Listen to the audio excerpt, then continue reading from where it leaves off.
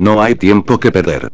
Desde mi desaparición por estos lados el manga ha tenido muchos capítulos, y si bien la mayoría han sido capítulos de transición o de plano de flashbacks, deseo hacer de este video la oportunidad de comentar todos los sucesos ocurridos hasta ahora de una forma relativamente general, para así poder retomar los análisis mensuales. Así que nada más, empezamos. Hasta mi retirada temporal, los últimos sucesos que analizamos en este canal fueron los relacionados al conflicto bélico entre Mare y las fuerzas aliadas del Medio Oriente.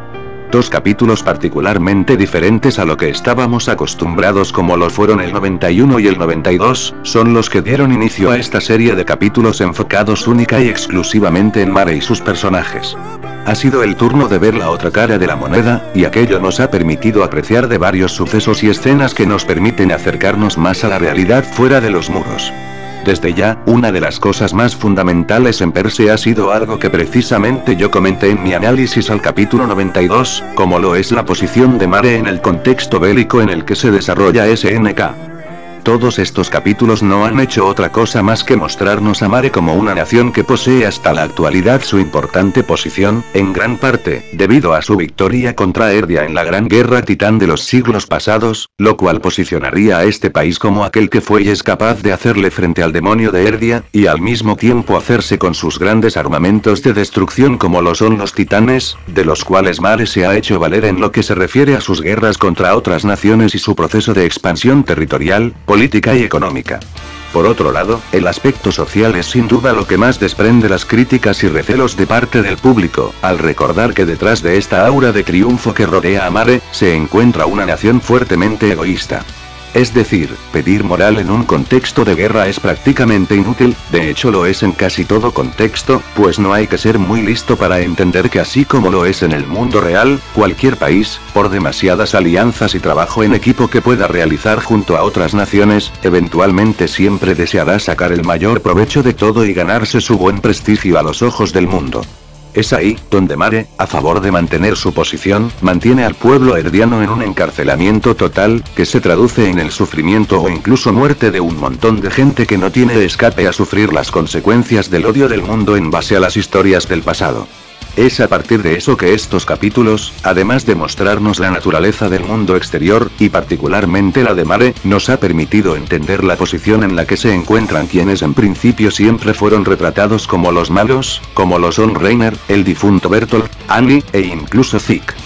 Referente a este último personaje, si bien su aparición en esta serie de capítulos a lo mejor no fue tanta como la del grupo de cadetes conformados por Falco, Gaby y los demás, lo que sí se puede destacar es que se ha podido apreciar al personaje de una manera que su personalidad e importancia resultan más entendibles. Tal vez muchos en algún punto determinado empezamos a creer que tal vez Zeke, el poderoso titán simio, no era el mandamás que aparentaba ser.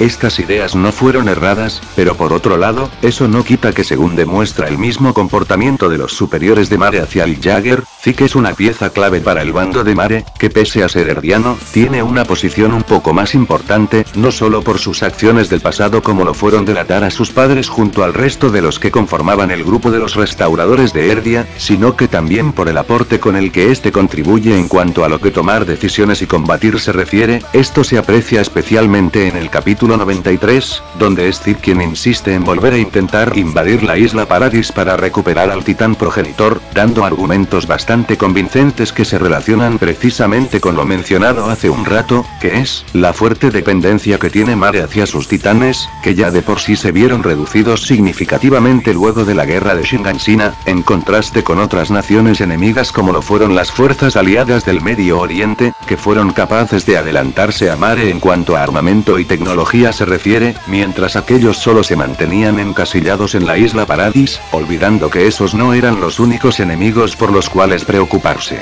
A la larga, todos estos capítulos contribuyeron a hacernos entender que la situación de Mare no es tan fácil como se podía creer, las características de su mundo llegan a ser tan complejas como lo pueden ser las de las murallas. Referente a estas siempre se les retrató como una falsa paz, esto especialmente por parte de personajes como Eren. Sin embargo, el hecho es que Mare también resultaba ser una sociedad con muchos engaños que la nula parte de la población conocía, pero ya adentraremos en eso.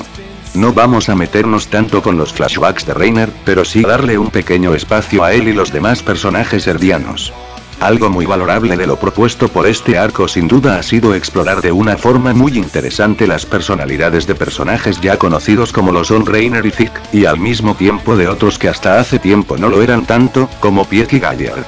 Sí, es indudable que ellos como guerreros siempre serán una cosa distinta a Eren y los demás, que son soldados, pero irónicamente al mismo tiempo, resulta que estos personajes son más simples de lo que creíamos, son víctimas de la ignorancia que se les inculcó desde pequeños que ser guerreros y conseguir méritos para Mare era un honor, solo son los títeres de Mare y el uso que estos les dan como armamento esencial y primordial de guerra, tal vez no es muy diferente al de los soldados de las murallas, de los cuales muchos han muerto de una u otra forma al ser arrastrados por un conflicto.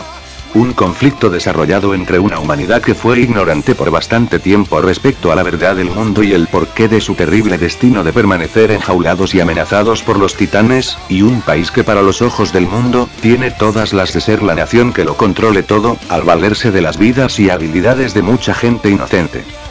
Ahora bien, centrándonos ahora un poco más en los hechos, algo indudable es que las cosas se empezaron a poner verdaderamente interesantes con la aparición de Willy Tibur y el infiltrado Eren, algo que sin duda impactó mucho en su momento.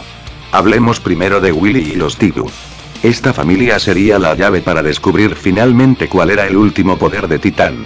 No obstante, al final, algo que tuvo más importancia que dicho poder en sí, fue la posición de esta familia erdiana dentro de la sociedad.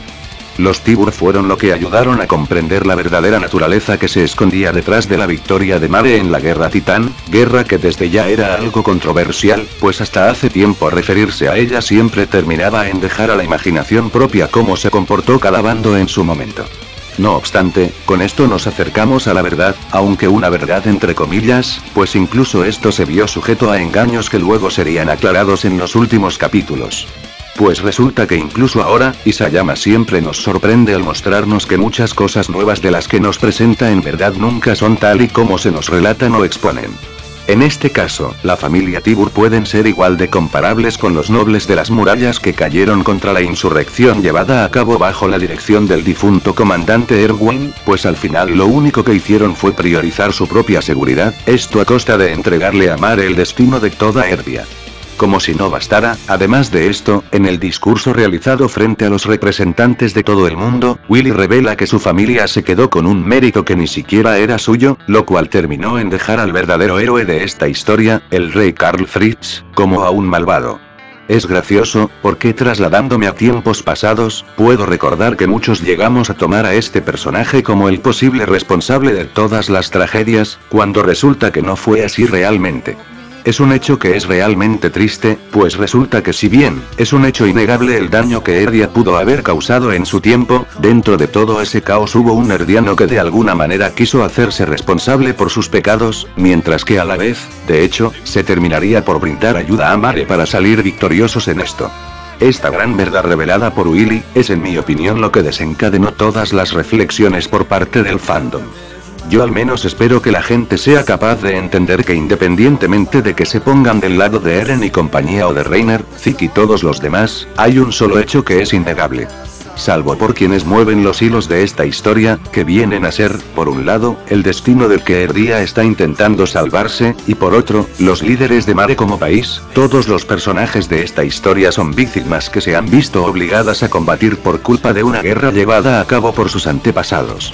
Es un contexto de guerra realmente complejo, porque no es simplemente un conflicto por querer salir vencedor de este. Shingeki no Kyojin es simple y llanamente una historia donde la crueldad del mundo es lo que permite entender que todos los personajes, ya sea en base a algo que defiendan o a lo que ellos mismos consideren como correcto, hagan las cosas a su propia manera, incluso si esto significa cobrar vidas ajenas aunque esa no fuera la intención principal. Ahí, es donde entra nuestro querido Eren, que logró infiltrarse en el territorio enemigo, pero no como alguien que fue a destruir ya. Como él mismo dijo, Eren comió y convivió con el enemigo, y comprendió la triste realidad bajo la que vivían aquellos a los que tanto odió en sus etapas más jóvenes, los cuales son representados puntualmente por un Reiner que a este punto está simplemente destruido por todo esto.